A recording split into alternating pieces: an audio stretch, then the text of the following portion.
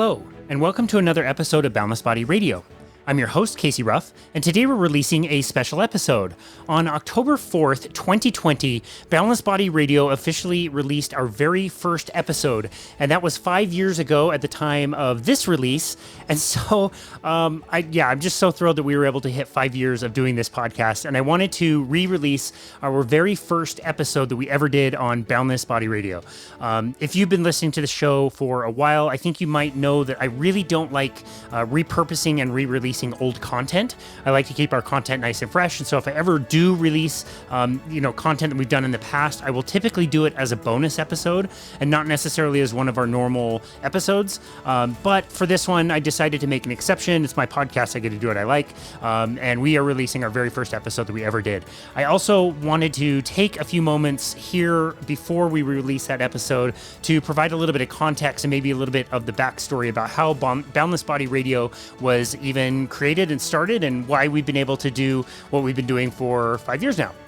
So anyway, during the pandemic of 2020, both my wife and I were working for a large corporate gym that was shut down during the pandemic. My program was all about measuring respirations for people, whether they were doing like a VO2 max test or a resting metabolic rate test, as they're very commonly known. My program was one of the very first programs to get shut down even before the gym was shut down, obviously due to the concerns about a respiratory virus being passed around. And so it was a time of a lot of uncertainty as our gym shut down and we were placed on unemployment.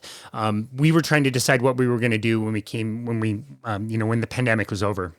And with all the confusion and everything going on, and obviously all of our, clients that we were training at the gym no longer went to the gym, but they still wanted our services and programming and things like that.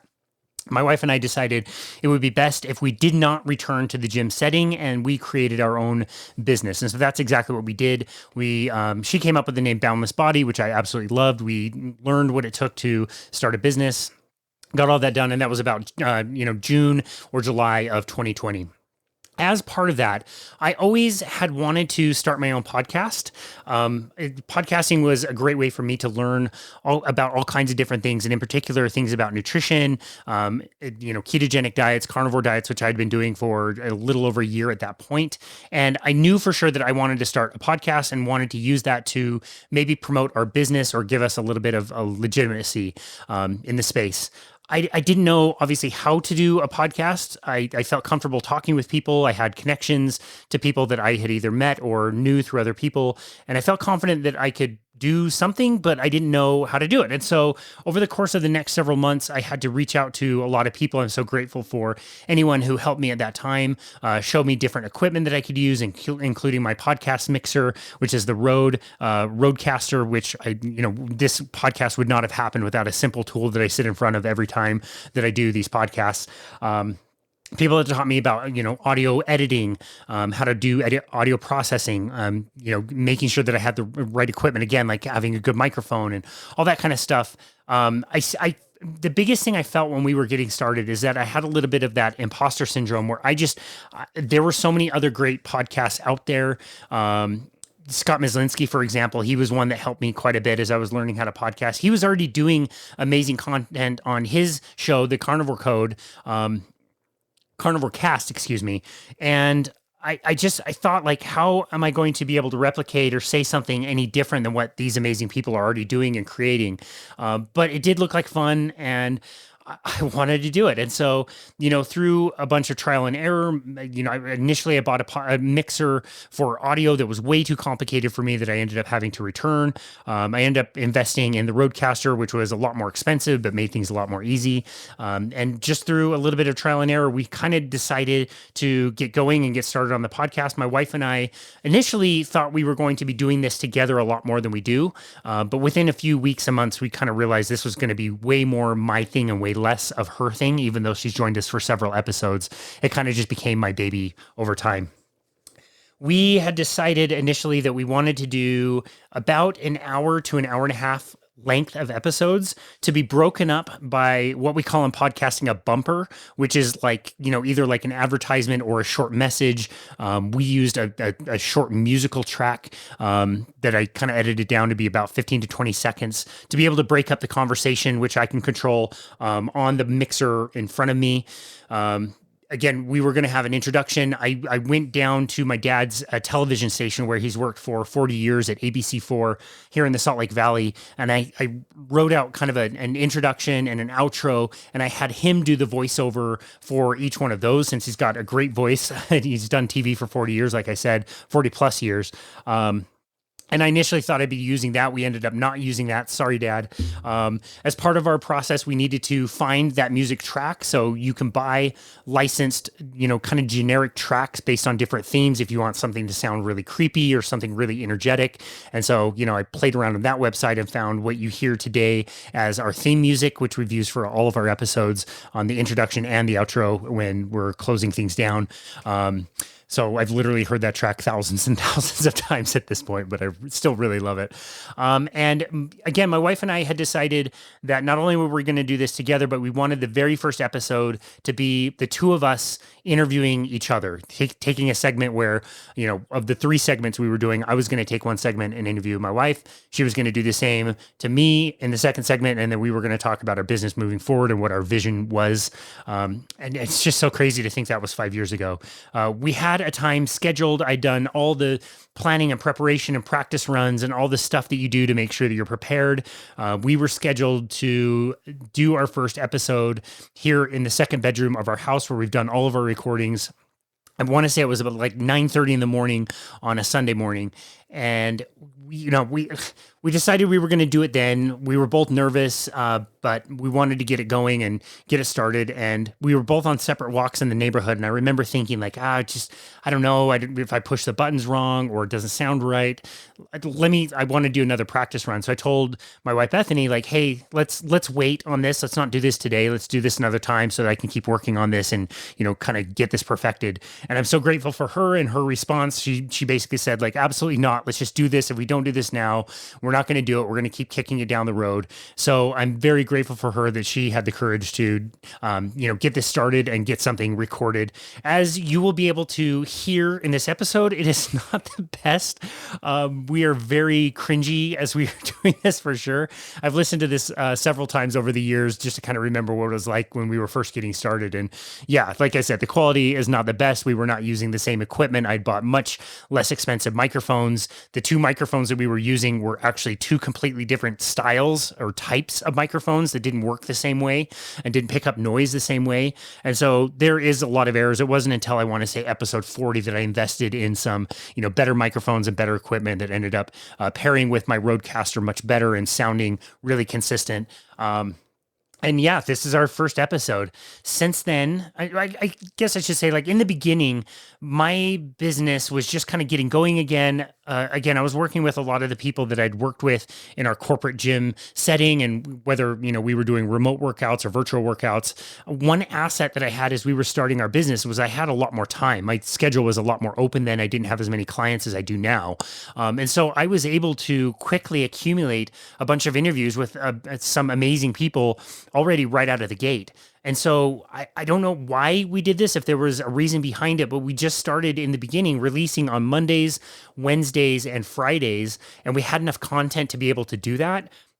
And like I said, I really don't like repurposing old content. And so for the most part, all of these episodes that we've done are original interview style. They're not a lot of monologuing episodes, mostly me just interviewing somebody else. And as you can imagine, putting out, 3 days a week of an hour-long interview podcast is quite a bit of work. So there's work on the front end where you have to, find guests.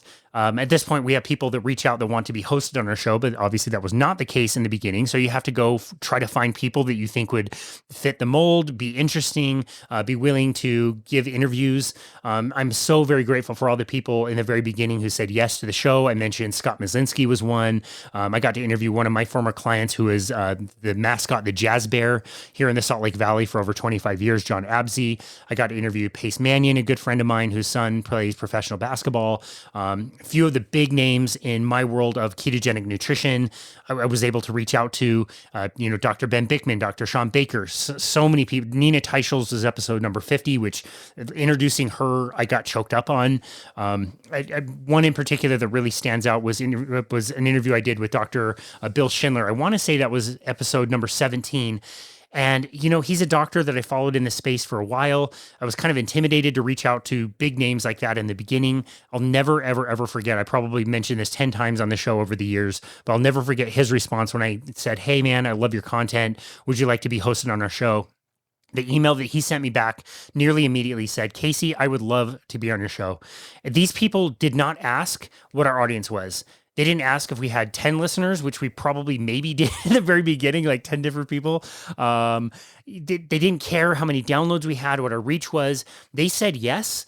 And I am so grateful for all of the guests that we've had over the years, but in particular, in the beginning, when we were just growing, we didn't have very many downloads, not a very big audience. Nobody cared. Nobody asked. They appeared on our show, and I'm so grateful that they did, because they've helped to make this podcast such a success. And, I stayed kind of committed to that Monday, Wednesday, Friday release.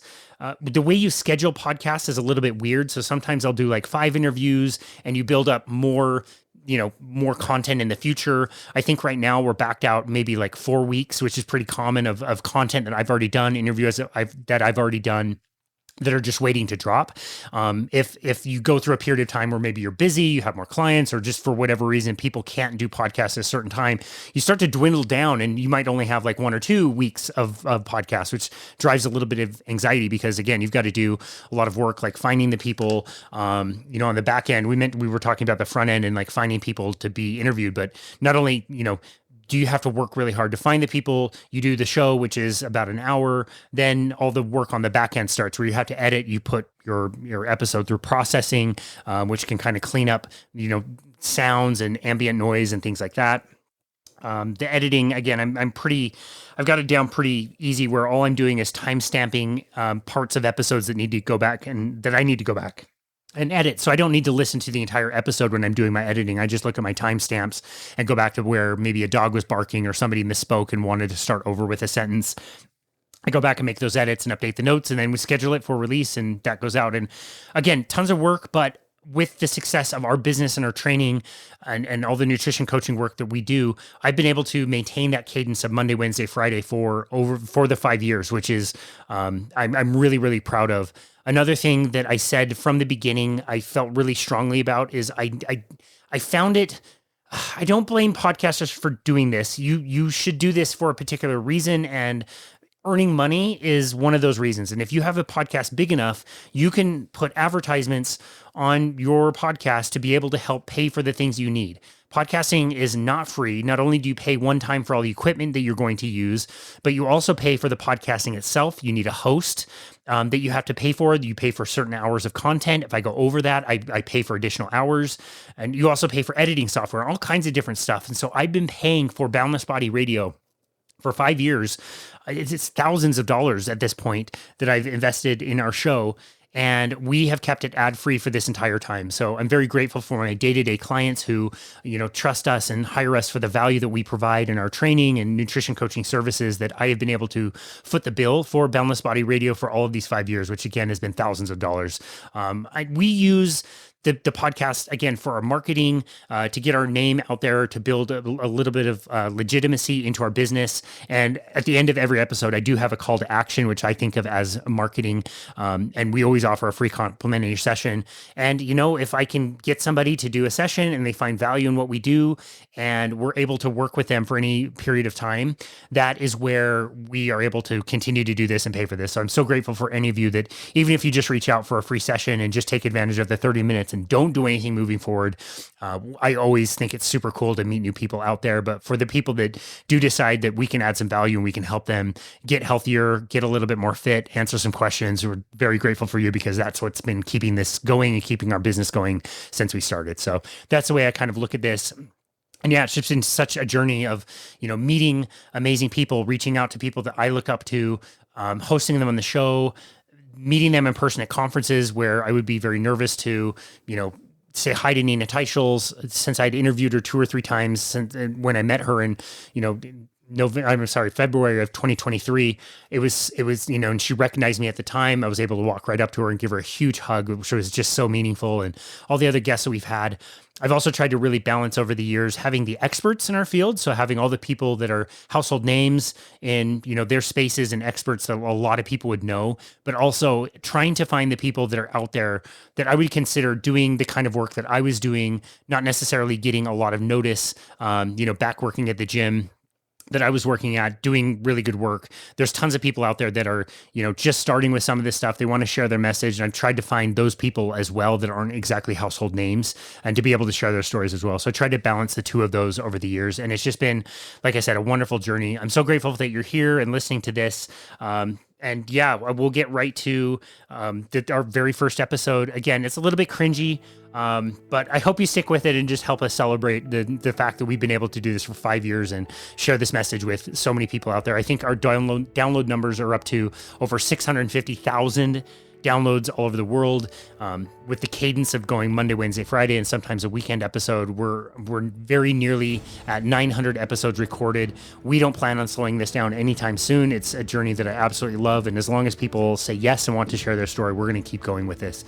So again, thank you so very much for joining us on this journey. Thank you for checking out this original episode and listening to me blabber on a little bit about where we've come and where we plan on going in the future. It's just been such a joy and such an honor to do this. At the end is our normal call to action. Please, leaving us a rating and review is very meaningful on a personal level, but it really does help us get out to other people. When we're not taking advertisements, we don't have any other way to monetize this and push it out there. So it's really meaningful to us when you leave us a rating and review. It's very meaningful if you go to our YouTube channel and subscribe. Even if you don't watch all the videos, just clicking the subscription tab helps the message get out to more people and helps us grow. And so those are all amazing ways that you can help support us. And of course, scheduling a complimentary session with us. Again, even if it's only for the 30 minutes that you can ask us questions, we can bounce ideas off each other. But also if you find value in what we do and you take advantage of doing a few sessions with us, we get to know our people so well and hopefully provide a high amount of value and help our people get to their goals. So here it is. We're going to have special episodes all week celebrating different things. This is the first of those where we are going back and listening to the very first episode of Boundless Body Radio circa October 4th, 2020.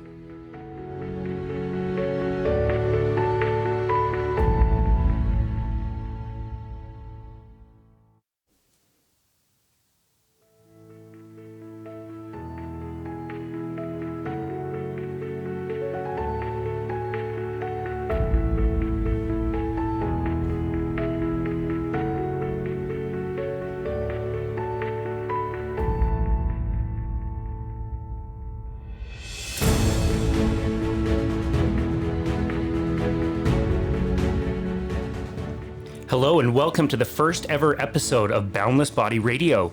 We are super excited to have you. My name is Casey Ruff. I am your host along with my co-host, who is actually our guest. She is my wife, my business partner, somebody we are very fortunate to learn from today, Bethany Ruff. Bethany, welcome to our show.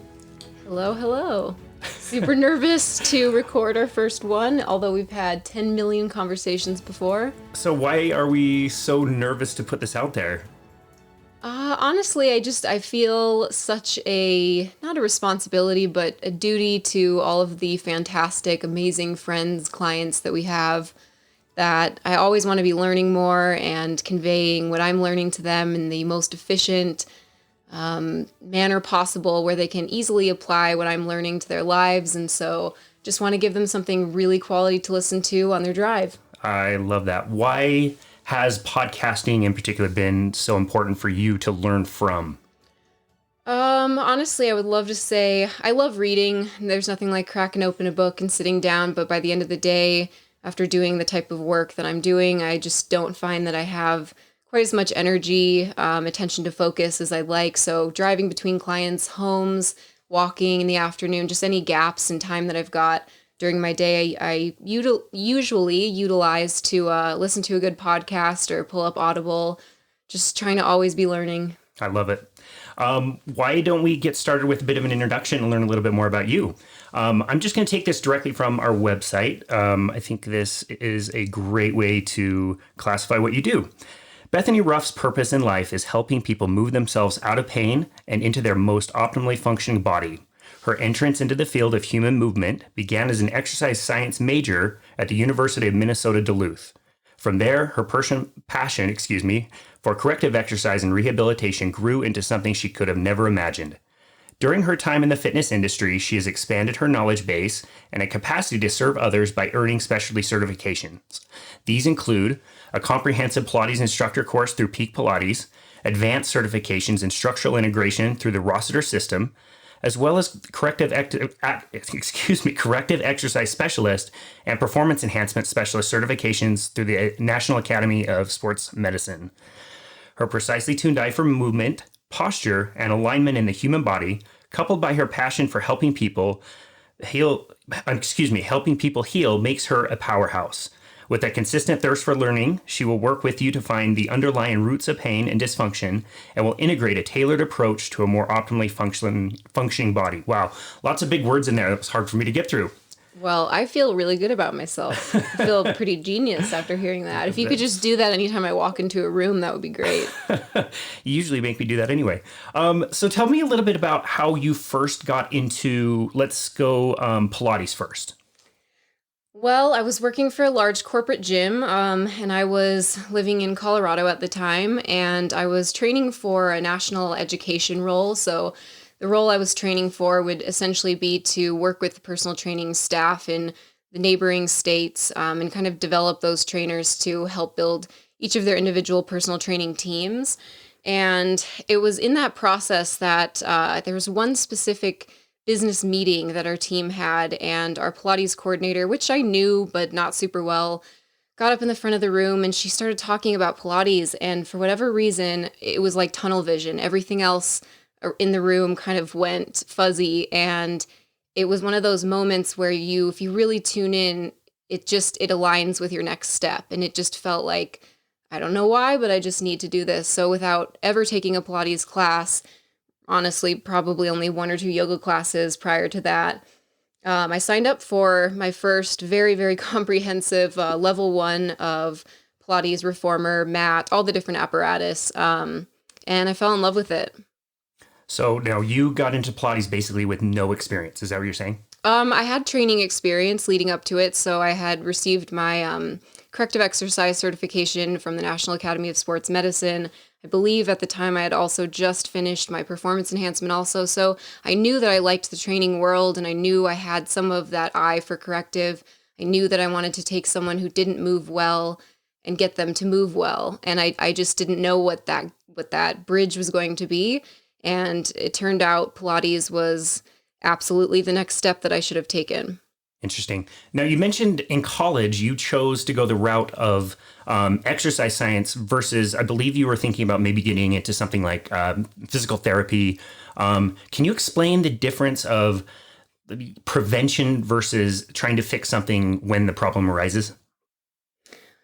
Well, I went in with my undergrad of an exercise science degree, and I enjoyed the learning. I enjoyed the college experience. I learned a ton while I was there. Honestly, a lot of what I had to test on, what I was, forced to memorize, things that I got out of a textbook they didn't stick in my brain because I hadn't worked with an actual body or human in which I could apply that. And so it was just not as exciting and real time, I guess, as I was wanting. And I knew that if I continued down that path, I would eventually get myself into several more years of school, which would include the physical therapy route. And I wanted a chance to be able to work with bodies who still had a fighting chance at moving well before injury. Not that if you go through physical therapy, that's not an option.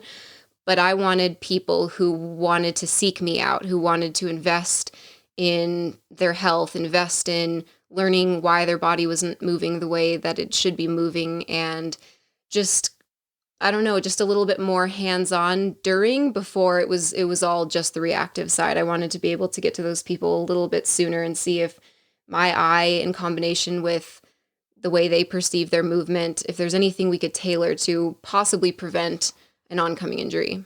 Oh, that's great. And this is all before you and I met, correct? This is several years before we met, yep. Can you describe us meeting, what that was like?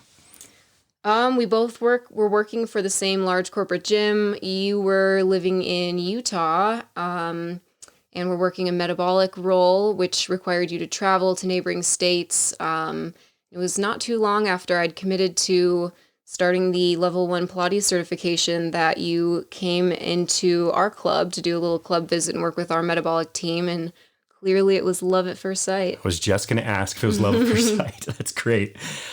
In your intro, you mentioned structural integration. I think even people in our field doing what we do have a tough time understanding what that is. So can you describe what structural integration is and what that means to you? So if we just take the two words structural, in my work, what we're dealing with is a lot of soft tissue.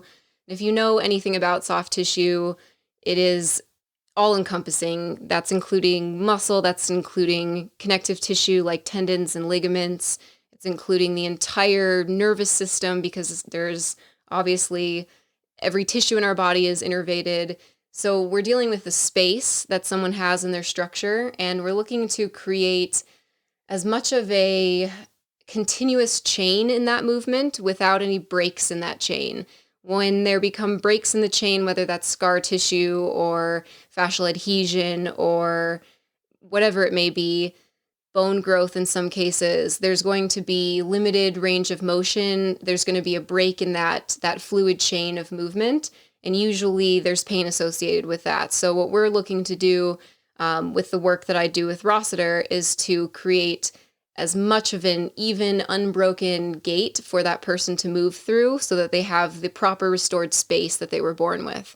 So that's a very lengthy way of essentially saying we're doing muscle and connective tissue release in a 2-person pin and stretch method. So can you describe that a little bit better? I believe you're describing the Rossiter system, correct? Yes, this is the Rossiter system. So I've actually been lucky enough to work with Richard Rossiter himself in my level 4 and Pain Slayer levels, which are just continuing education after you finish the core 4, as well as some very, very smart people that had also gotten the opportunity to train under Richard. And we are, like I said earlier, doing a 2-person pin and stretch. Unlike massage, unlike physical therapy, unlike what most people have experienced with different physical therapy modalities, is I'm using my foot as the tool, which can sound kind of alarming, especially if you're in pain, someone's going to step on you. But we have the coach, which is myself, and the PIC, which stands for the person in charge. So that's the body that's coming in, that's either dealing with the pain, dysfunction, imbalance, and they are in charge of the entire session, meaning it's not where you're just going to lay down on my table, get cracked and moved and stretched into some phenomenal positions you've never felt before and leave without pain. It is a very, very involved. The client, the person in charge, you are coming in with the willingness and the energy to work and move and stretch and communicate with me, which is highly important. So for example, let's say that your low back was hurting. My favorite fixes for low backs, the ones that usually work, are not touching the back whatsoever. So let's say that we go into one of the legs. We're going to test 3 different spots, maybe high, medium, and low, on the thigh, for example. And it's up to the PIC, the person that's getting stepped on, the person in charge, to determine which of those 3 spots either sent the most referral pain, brought the pain that they came in with, felt the worst. And then it is also their job to decide how much weight I give them and how much weight they take throughout the movement. So each technique lasts anywhere from 15 to 40 seconds. And it's, again, constant communication. The client is very empowered to be moving themselves out of pain instead of a lot of traditional approaches, which is I'm going to show up, my insurance is going to pay for this, I'm going to go through the motions, I'm going to go through the same one-size-fits-all stretches, and then the pain's not going to come back. Interesting. So that's what's kind of interesting to me. And you mentioned earlier that the body works like a chain. And so I would think if I had shoulder pain, that we would be addressing directly my shoulder. But I've seen time and time again where somebody will have pain in a certain area and you'll go to a completely different area in the body. Why is that? Well, of course, on the first couple of sessions that someone comes in for, if they come in for shoulder pain, they need to feel the client in order for the nervous system to become into the parasympathetic state where unwinding, unraveling, rest and digest, healing can happen. The client needs to feel heard. They need to feel like their pain is a real thing. It's very subjective. Not one same stretch or technique is going to work the same way for everybody, but everything is connected to everything else, which makes this method so powerful and so effective. Because let's say that the shoulder is hurting, it usually didn't just show up like, boom, I fell on my shoulder. Usually it's, okay, maybe I have a desk job and I'm sitting and I'm typing, and the desk angle is not ideal for me, and I'm having to look down a little bit too far into my screen. Maybe my forearms and wrists aren't all the way supported on my keyboard, which is causing some excess tension in the shoulders. Maybe it's an old sports injury on the opposite leg or foot. The body has a fantastic way of accommodating movement around pain in order to make you continue to move with the least amount of bother, with the least amount of energy strain. So I tell my clients it's the victims that do the crying out, never the criminals. So we need to search. Obviously, the person needs to feel heard and acknowledged, and we need to see if the area that they're feeling the pain is the root. 85 to 95% of the time, I would say it's not.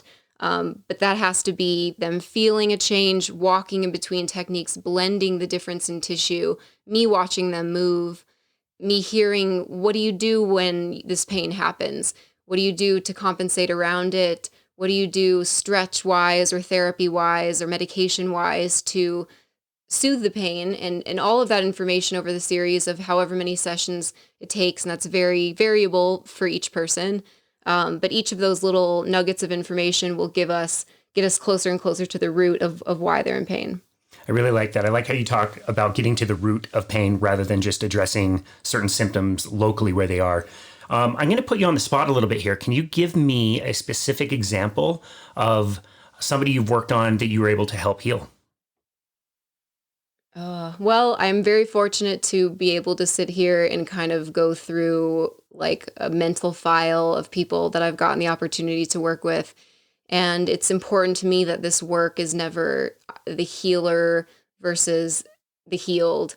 I look at it like I've put a lot of energy and time and education, dedication to what I do. But if I don't have a body that's receptive and willing and open to the work, nothing is going to happen. Nothing's going to change. But I have a cool standout example that's popping into my brain for whatever reason.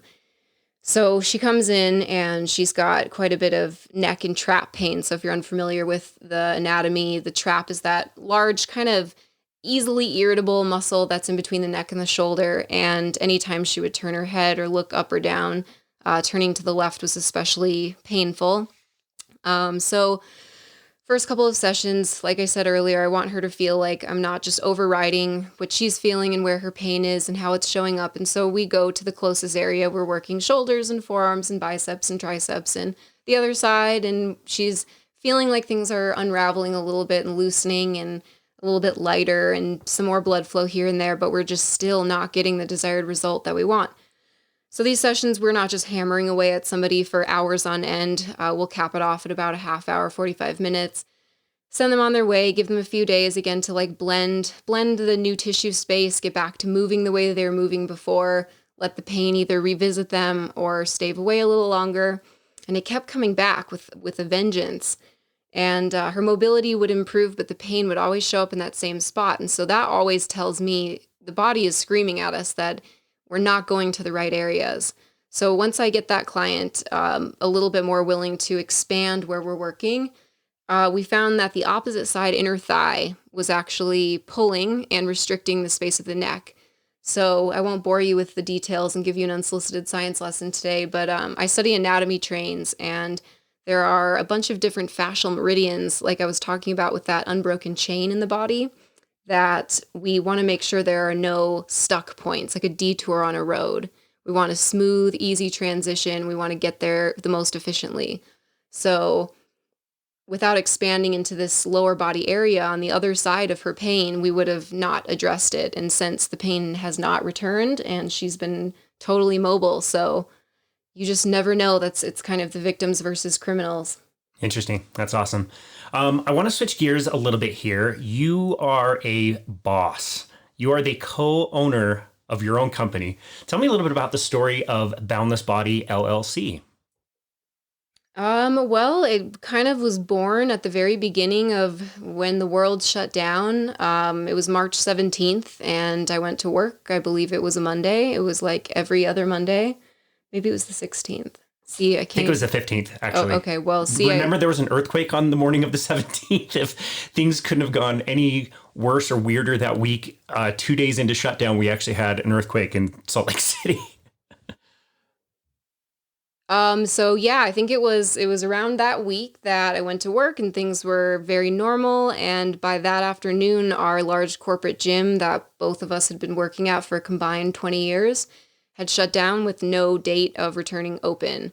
So we obviously, like everybody else, had a little bit of moment of panic, a little bit of some days in sweatpants, some depression, low level, and then it wasn't really a question. It was one of the first sunny days in March or beginning of April. I laid out on the front lawn and just thinking, what am I going to do? What's going to happen? Tons of stress, tons of anxiety, but just this similar to how I felt when I first got introduced to Pilates, that tunnel vision of this is uncomfortable. I don't know anything about this. I'm going to just step into the unknown, but this is what I need to do. And I truly believe it's those moments in our life that if you can tune in, if you can trust your gut, trust your intuition, it'll lead you down the right path. And it definitely did. And I opened the notes section on my iPhone and started typing out, what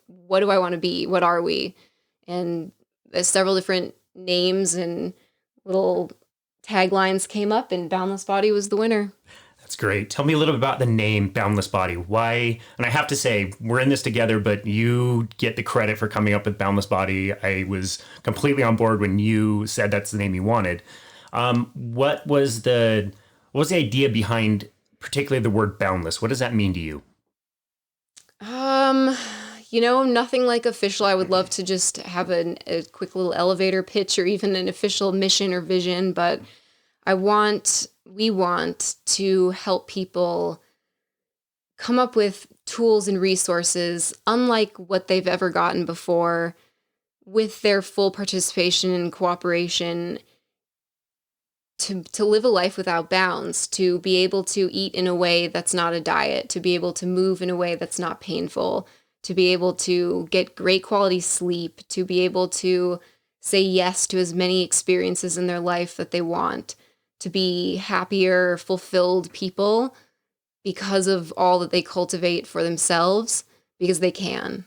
And that just feels very powerful to me. Do you think most people understand what they're missing? Like, do people know how good they could feel by eating the right way, moving properly, doing the right kinds of exercises? Do most people even understand how great and easy life can be?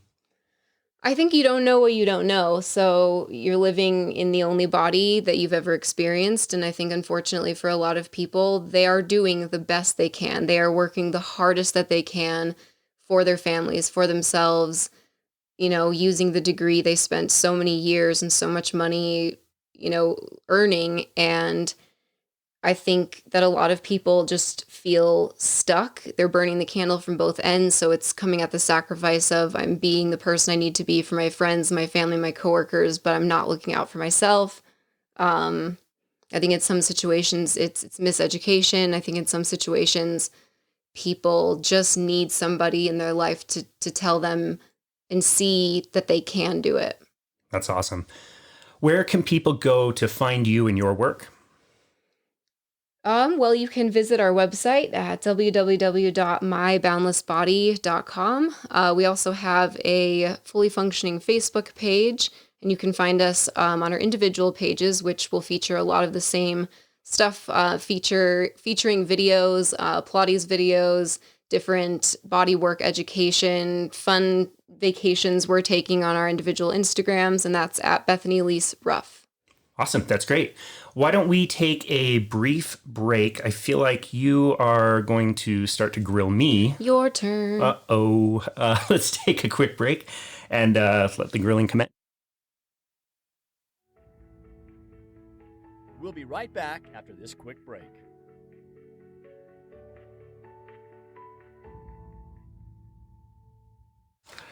And we're back. Bethany, I think it's time you can ask me a few questions. Shoot. Well, man, I should have been prepared with a little official bio for you, so sorry. Well, everybody who has met you, knows you in person, knows that you obviously have some perfectly spiked blonde hair. That's what's really important. That's what's really important. That's what All people right, care so about. here we go. Casey Ruff has been a certified personal trainer since 2007. True. That's a long time ago. How old are you? Let's not talk about it. He successfully ran a metabolic testing program for a large gym and oversaw 13 programs in the West region. He has multiple certifications as a personal trainer, lifestyle coach, and performance enhancement specialist.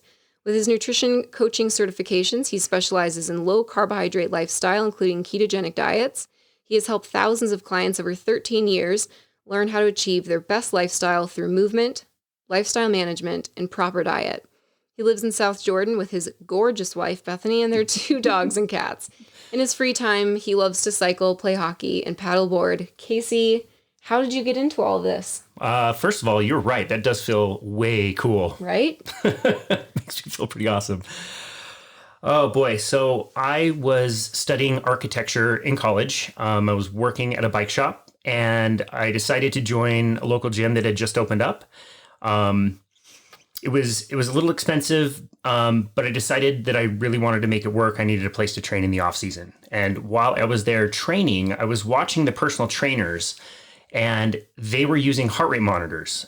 I had been using heart rate monitors for a very long time. I used them in my cycle training as a teenager. In fact, my parents, before college for my birthday, gave me a TV VCR combo. Yeah, I'll explain to you what a VCR is later on. But anyway, they bought me that for my dorm so we could watch TV and movies. But I returned it so I could buy a Polar heart rate monitor. I still remember the case and the cover, and I would track my heart rate and my stats. Anyway, Did they know? My parents? Yeah, they did. They were a little offended at first, I think, but that's just the kind of nerd that I am. And so watching these personal trainers try to use their heart rate monitors, they were trying to use something that I had used as a tool for many years. And it was interesting to watch them struggle through what for me was like, I could work a heart rate monitor and use the data to my advantage. I could do that in my sleep.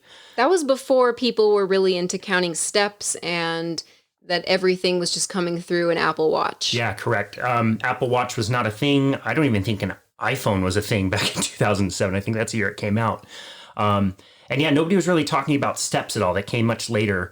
But heart rate was an interesting way to measure your intensity and measure how hard your body's working. So people have been using heart rate monitors for, decades at that point. And I had no experience in personal training, had no idea what that entailed. And so my former boss called me bright-eyed and bushy-tailed. I just marched right into his office and I asked him how I could get a job. He told me about an online certification that I would need to get. And so I ordered my material. I studied and studied and studied and studied to pass this test, which was not very easy for me to pass.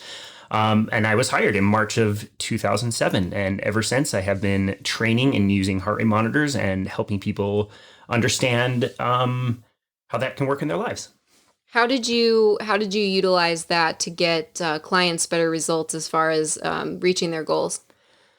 So part of what I did as my role as a metabolic specialist was the title, is to measure people's respirations as they are doing certain activities. So we can measure people breathing when they're resting. We can also measure people breathing as they're exercising at certain intensities. Now, the breath contains a lot of information that most people don't realize.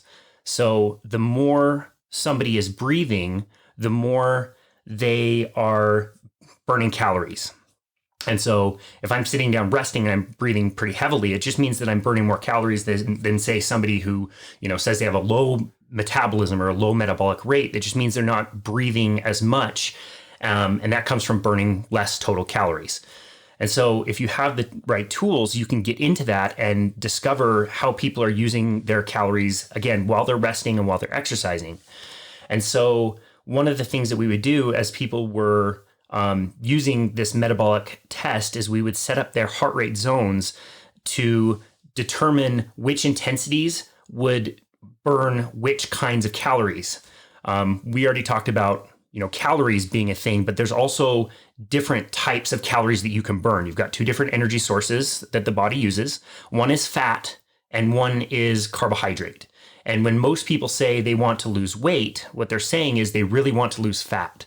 And certain intensities are better for your body to be able to burn off fat and to burn stored body fat, which is what most people want.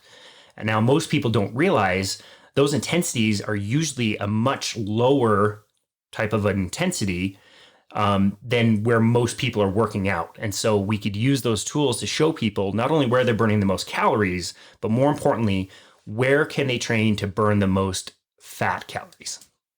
And so you did that for several years before getting your nutrition coaching certification, before coaching low carb, keto, and then carnivore. How did that transition happen? How did what you learned and applied with metabolics and taught clients with metabolics change and shift as you kind of delved into the nutrition world? So that's a great question. So I had been racing road bikes for several years and doing what most endurance athletes do. So I would wake up, I would, on a training day, maybe have a banana and some oatmeal, maybe a piece of toast, something to fuel my performance for the bike ride. I would load up 2 water bottles, usually with something like Cytomax or Gatorade, just basically a really high carbohydrate, sugary type beverage. And I would get on the bike and start riding. And before long, your energy would drop out. But luckily, you would carry with you gels and, Cliff Bars, bananas, whatever, all these different calories. On team rides, we would stop at a gas station. My thing that I loved doing was buying those double chocolate grandma's cookies that come in the 2-pack and just eat both of them, like just down the hatch. And my performance, just like pretty much everybody else back in the day, was all based on eating enough glucose and carbohydrate to fuel your performance. And that's just the way we did it. And I'll never forget, there was a day, I believe this was 2012, I was in my office on a conference call with a coach out of Colorado. His name's Bob Sibahar. I'll never forget this call. He said that he was training his endurance athletes on a lower carbohydrate diet and that they would be out competing on world stage races like, the different triathlons, Ironman triathlons, and they would fuel their performance with very few calories every single hour. There was no gels, there was no energy drinks. What energy drinks they had, there was much less of them. And he would say that he would feed them things like bacon and butter, things that had a higher fat content and virtually, pretty low carbohydrate diet for the time. And at that time, it just absolutely blew my mind. I was just like, what is this guy talking about? How are you going to have any kind of energy when you're not taking in constant carbohydrates through training? And so I started to implement some of his principles that he talked about, which he called metabolic efficiency, which just means you're teaching the body, again, to burn its fuel from stored fat. So most of us have an excessive amount of body fat on our bodies, and most of us want less of it. And fat can be an energy source, just like carbohydrates. And if you create the right circumstances, the body can pick out the body fat and use it as fuel and throw it in the fire. And I found really early on that that was the case. I needed, to eat less. I needed to fuel my body less. My performance was just the same, but I became less hungry. I burned off body fat. I remember every single day I needed to take a nap or I needed a snack between clients. I couldn't go very many hours without feeling really hungry, without feeling hangry, again, needing a nap every single day. And all that stuff kind of went away. So I thought we were on to something, and really just haven't looked back since. That is pretty cool and very innovative, especially for the time. So spoiler alert, we're going to have you come back and listen to some more podcasts in order to learn more about what is ketogenic, what is the difference between low carb, high fat and keto, what is carnivore, what makes them all different. But what would you say is something that would be a takeaway? Let's say that somebody listening resonated with what you just said. They feel like they're spinning their wheels. Maybe they're an endurance athlete, maybe they're not, and they're just trying to take up an endurance sport because they recognize that they need to lose some body fat. What's something that you could give them to start today that they could apply that would make a big difference for them? Yeah, that's a great question. So over the years, I've learned that calories in the way that most people talk about them don't matter in that particular way. It's not that, the calories that you burn and the calories consumed don't matter, because they do. But most people think of calories and they think that they need to move more to burn more calories, and then they need to eat less so that they are consuming less of the calories. And that is what we call a negative caloric balance. And people can lose weight in that way, which is great. But the problem is, if your body is used to burning 2,000 calories every day, and then you start moving a lot more and you start feeding it a lot less, your internal metabolism is going to reduce over time. Meaning, if you're used to 2,000 calories and you start eating 1,500 calories, over the course of time, your body's going to get more and more used to burning 1,500 calories. And anybody who's ever done a calorie restricted diet will be able to relate to this. It's January 1st, normally not January 1st, normally the first Monday in January, when people feel the most motivated and the gym gets its busiest. But we have a resolution and we decide we're going to join a gym, and then we're going to go on a diet. And people notice that it works. The first week, you might lose a few pounds, and that's great. The second week, you're maybe a little bit more tired, but you lose some weight, maybe not as much as the first week. Maybe you lose 1 pound. The third week, you're starting to feel really tired, really fatigued, especially as the week is dragging on. And now you're maybe not losing hardly any weight at all. Yet, if you compare how you feel a few weeks down the road versus how you felt when you started, you now feel more tired. You feel literally colder as the body temperature is reducing. Your energy just kind of feels pretty lethargic.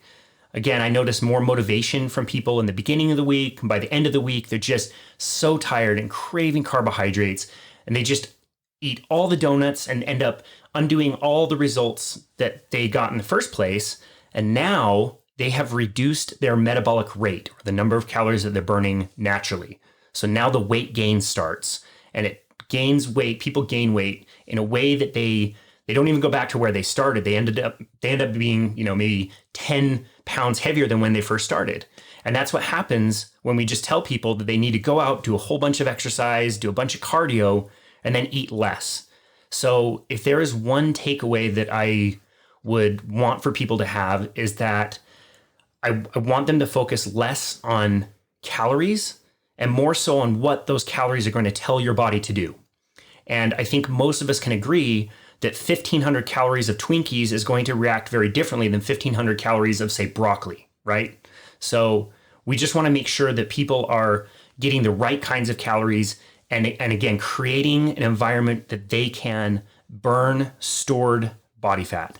And the thing that I've gotten to work the most consistently across the board for pretty much everybody is some form of a lower carbohydrate diet, which can include all of the diets that you mentioned. There's many different tools and ways that we can leverage that with people, but we really feel like reducing the overall load of carbohydrates that most people are consuming is the very best way to teach the body to burn fat. Very interesting. I'm sure we're going to have some listeners whose ears are burning and want to tune in to learn more. So just to kind of wrap that up and paraphrase, just to make sure that everybody understood that I understood that, it's more about replacing the quality of what we're eating instead of just reducing the quantity. Yeah, correct. Cool. So, same question for you. How did this boundless body come to be, and what is your vision for it? It came to be with a lot of resistance. This was, this has been for everybody a very interesting year. Like you, we had that period of time in March where, things were very unclear. And we didn't know with any certainty what would not only, happen with the people that were employing us, but what would happen with our clients, the people that we were training. I often compare the situation to, let's say, a game of basketball. And, in the beginning of March, the game of basketball was played on a basketball court, and you could have 5 players on each side, and the ball was round. And if you shot behind a certain line, you'd make 3 points. Well, with the pandemic, all of the rules of the sport had changed. Maybe for a little while, maybe forever. And so basketball, in this example, would be now played on a round court. And you could have 11 people on the court instead of just 5. And if you shoot behind this line, it doesn't do anything. The score would be exactly the same. It's similar in the sense that the rules have changed in March, and we needed to be flexible and pivot with those rule changes so that we could continue to help our people. So we noticed that lots of people that we had worked with didn't feel enthusiastic about going to work out with a bunch of other people indoors. They weren't coming to the corporate area that they were coming to before because they were all working from home. And they realized that they actually enjoyed working out from home, and they could get creative with the equipment they had available to them, and they liked not commuting in, and they liked workouts designed based on what they had. And so for us, I just think it was a pretty easy transition to start our own company and really pivot to what people wanted and what the situation was so that they could continue to get help. That easy but terrifying. Easy but terrifying move. For sure. So what is your vision for Boundless Body, which is now a thing, which is now a functioning business? What do you want for people? Well, I think we are extremely fortunate in that we have so much more time and energy available to us. We can work with a smaller number of people in a really kind of more intimate way and helping to keep them safe. And with this extra energy and time that we have available, I just really would love to help as many people as possible. I know that sounds pretty cliche, but look at this. Here we are. We're sitting down. We're having a conversation. We've had these conversations a million times.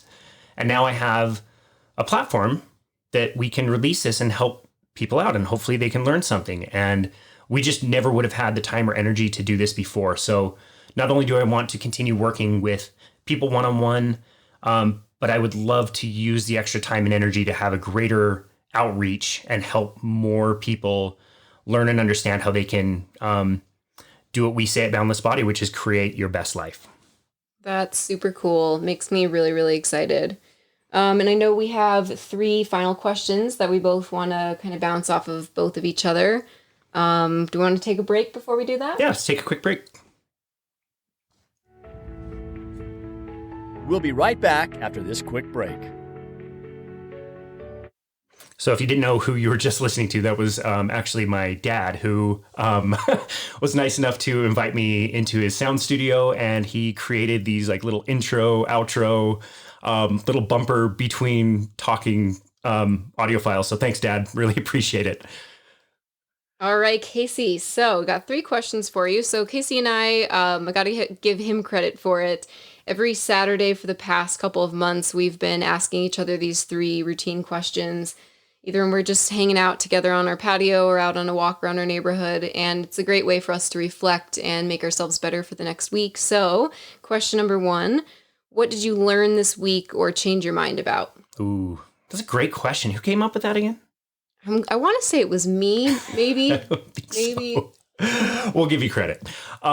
This week, I wrote a blog about the importance of sunshine and vitamin D. You can go to our website at myboundlessbody.com if you would like to read it. And it was really fun to study the topic. I was glad that I was introduced to this topic several years ago. You and I learned a little bit more about the importance of getting sunshine, getting vitamin D, getting your eyes accustomed to the sunshine, sun gazing, those types of practices, and also getting the skin ready to be outside in the sunshine. And one of the points I made in the blog is it seems a bit weird that we have had millions of years of evolution with the sun, but now most people are completely afraid of it. So one thing I was able to learn is just a little bit more about that topic. It was really fun to revisit and be more mindful about getting outside and getting lots of wise interactions with the sun, as we like to say. That's cool. And you said you have a link for that one. Where can people check the article So out? just right at our website at myboundlessbody.com. And if you click on blog, you'll see that and all the other blog posts that we have created so far. So go find a nice comfy spot in your yard in the sun and give it a read. Great idea. Same question to you. What is one thing that you have learned or have changed your mind about in this past week?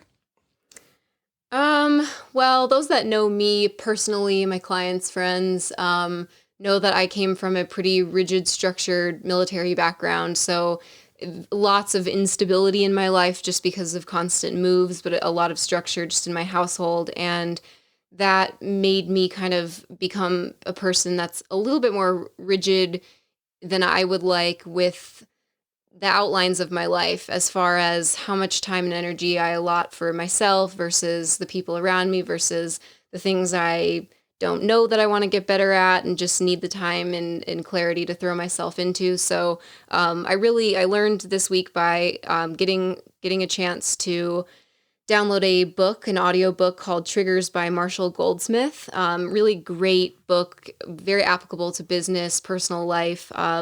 Just about 4 key concepts that I really want to implement into, again, my personal life, and that will, of course, trickle into our business.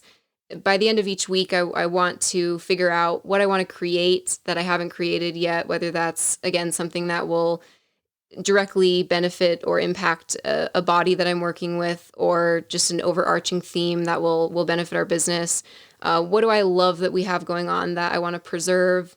What do we need to eliminate, something to make more space for something new, different energy, a new idea? And then finally, what do we need to just accept? What is the way that it is, and what's something that is working well for us that we want to keep having happen so that we can keep moving and taking steps in the right direction as far as expanding and reaching more people and getting the people that we are working with even better results. So just learning how to kind of meld the personal and business roles together so that it's a more cohesive, fluid, and happy day.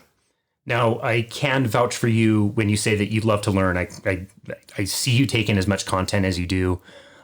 You do take in a ton of content, but I don't know that I've seen you make as many notes or stop a book as many times you've stopped during this one. So it must be a great one. Yeah, I'm really enjoying it. Maybe I have the memory of a fruit fly, but I'm very detail oriented. So I hear something and I want to remember it. I want to stick with it. So one of my most frequently opened apps is my notes section of my phone. It's everywhere, everything I'm journaling. And I want to be moving through life in the most conscious, intentional, productive way that I can, again, for the sake of myself and those around me. I want to be making as much of a positive impact in the time that I'm on the earth that I can, and using my passion, my skills, my talents to better people and better the world around me. So yeah, I like to be able to be in tune. I don't think I would have ever imagined a life or a world when we were working for a large corporate gym that I would have had the time or energy to invest in these kinds of things. So I'm loving it. That's awesome. I love it. Next question for you. What do you wish you did better? Great question. This year I've been fortunate to restart my meditation practice, and I've been really consistent with it, which I've really enjoyed. And through that process, I've learned that I don't tend to get stuck in the past as much as I get stuck ruminating about things in the future. And I'll give you a specific example. Just this last week, we've had a house repair. We had a water leak of some kind up in our ceiling, and we had that repaired this week. And my thought is, well, what happens if this leaks again? What happens if I need to get this fixed again? And I keep ruminating over and over about the what ifs. And I realize that I'm not dealing with life presently when I'm worried about things that may or may not ever really happen in the future. And so I've got 2 quotes in my mind this week. I apologize for not having the exact quote for either one. So these are going to be improvised.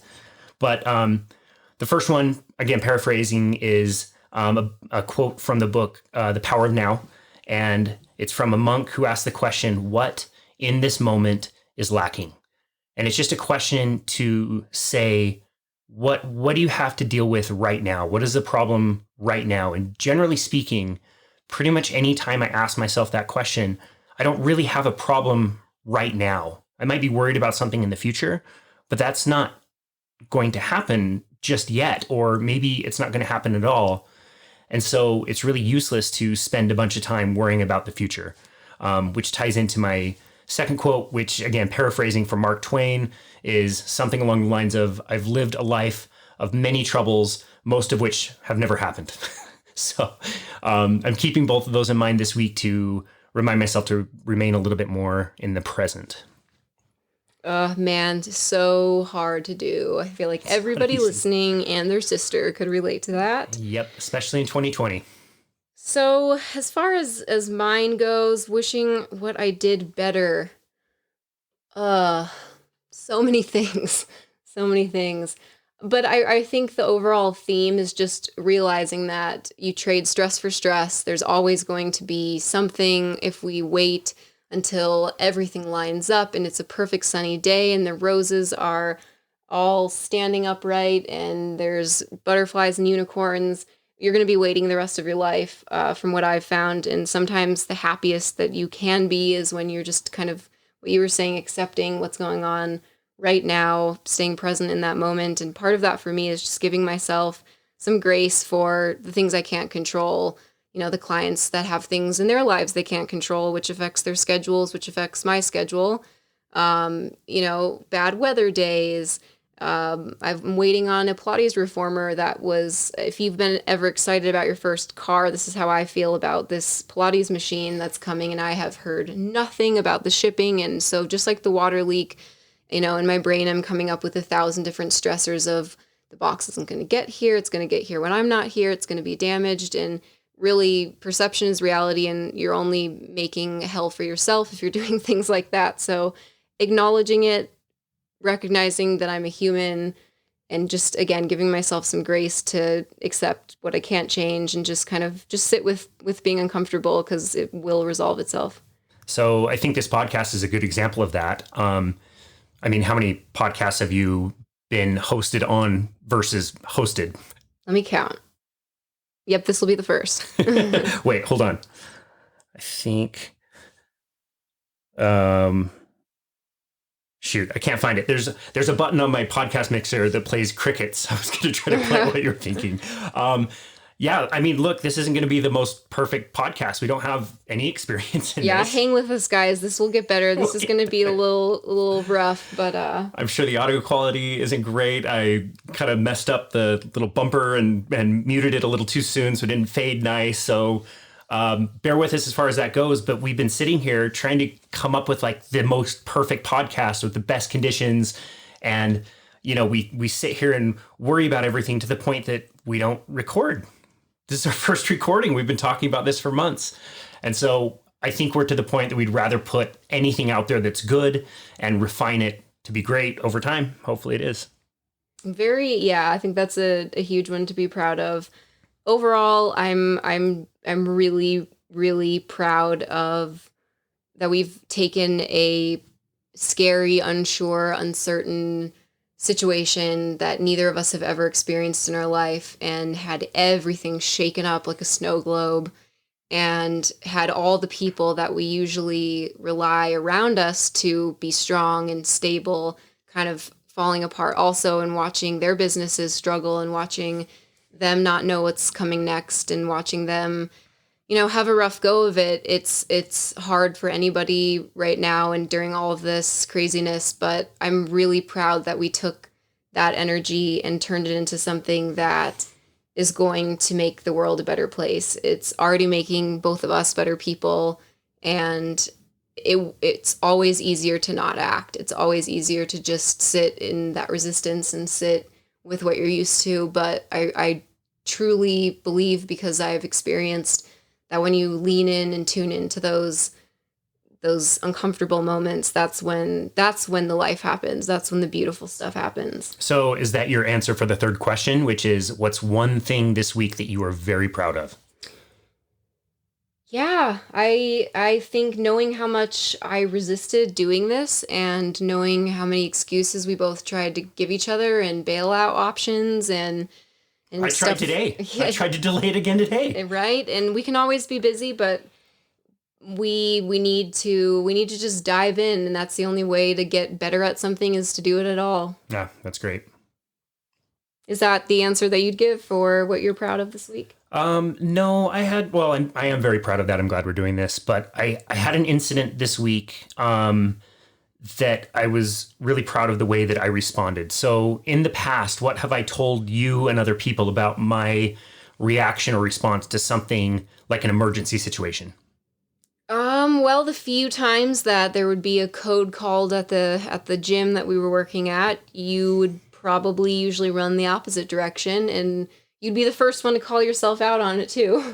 Yeah, I would always tell myself the story of me not being great in an emergency situation. And earlier this week, I was driving along a really busy road and going pretty quick, and I saw out the window a lady who looked unresponsive on the ground and 2 or 3 people standing above her, and they looked really confused. Now, normally, again, I probably would have told myself, like, you're not very good in an emergency situation. They've got a handle on it. Don't worry about it. But instead, I pulled right off the road as fast as I could, broke into a full sprint. I told somebody to call 911, and I went through CPR protocol. And as soon as I tapped her on the shoulder, luckily she woke up. So it was a very strange situation. Nothing really happened, but I'm really proud of myself that, even though I've been telling myself this story that I'm not good in an emergency situation, it's just that. It's just a story. And it's not true. It wasn't true in this case. So that's something I'm very proud of. Look at you breaking bounds. Breaking bounds, being boundless. Why don't we close with some concluding thoughts? What is, you asked me earlier, like, what's one thing that somebody could do? What for you is one thing that somebody could walk away from this conversation and apply simply in their lives and have a better outcome? Move. Motion is lotion. Even if you've had surgeries, even if you've been told by someone in a white lab coat at any point in your life that you have X, Y, or Z, you have this name of this syndrome, this disease, this whatever it is, whatever your structural limitation, whatever your mental, emotional limitation might be, move. The best workout you can do is the one you've never done. So let's say that you've got pain moving in, 3 different specific positions. We know that it hurts to get up and down off the floor, so okay, then I can't get up and down off the floor, so that takes out a lot of exercising, and it doesn't feel great when I do squats, and it doesn't feel great when I try to do a push-up or put any pressure on my wrists. You can walk.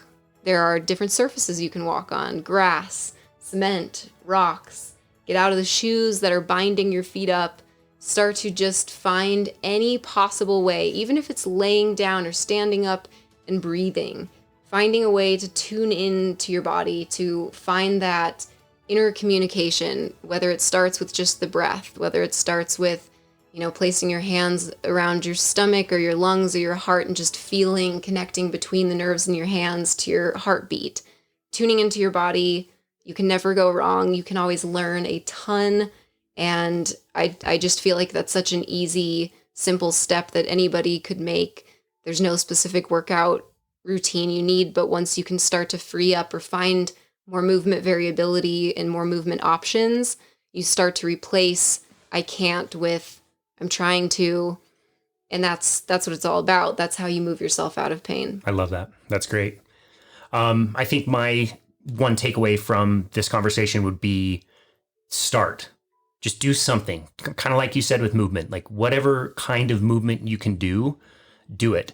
But make sure that you start. Make sure that you do something, because the longer you sit around and wait or make excuses or ruminate about what the exact perfect plan is going to be, it's just more time that you're losing and not making any progress. So I would say whatever you decide to do, just decide to do it and stick with it and be patient with the process, because it will get better over time. But it will never happen if you don't start. And it does not need to look like anybody else's program. It doesn't need to look like what anybody else is doing or what anyone else has done or what any of your relatives tell you. Your coworkers give you advice about what new diets to try, or you know what you already have tried. You have a complete new opportunity every single day, and we're always here to help you in any way that you could possibly need, but an object at rest stays at rest. So you've got to create some momentum. I love that. Well, why don't we close? Let's go sit outside. It's a beautiful day. Let's wrap this sunny. up before we make fools out of ourselves.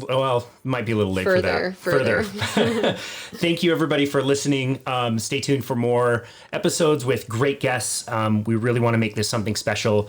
Until next time, be boundless. Thanks, guys, so much. We really appreciate you.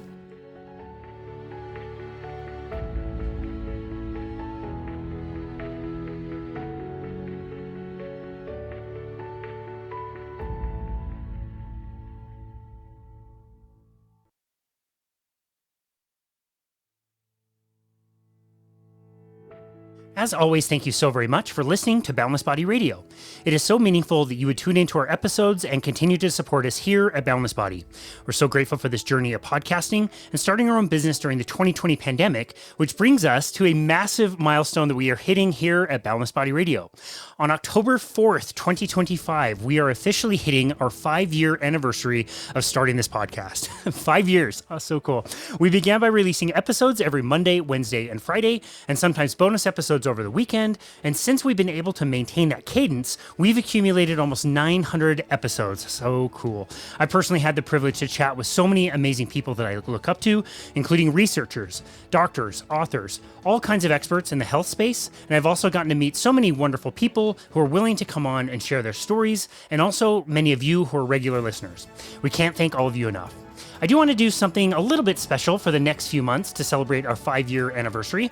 As you should probably know, we always offer a complimentary consultation on our website. If you go to myboundlessbody.com, you'll find a Book Now button where you can set that up. I am going to offer anybody who does a free consultation an additional 30-minute session where we can actually take you through a complimentary personal training session so you can see what that's like, and so you can start doing your own strength training workouts at home, usually with equipment that you already have. I'm planning to continue to do that through the rest of the year or until I don't have any more availability, but I really wanted to create an interactive way to celebrate our 5 years of doing Boundless Body Radio and give back to our amazing listeners like yourself.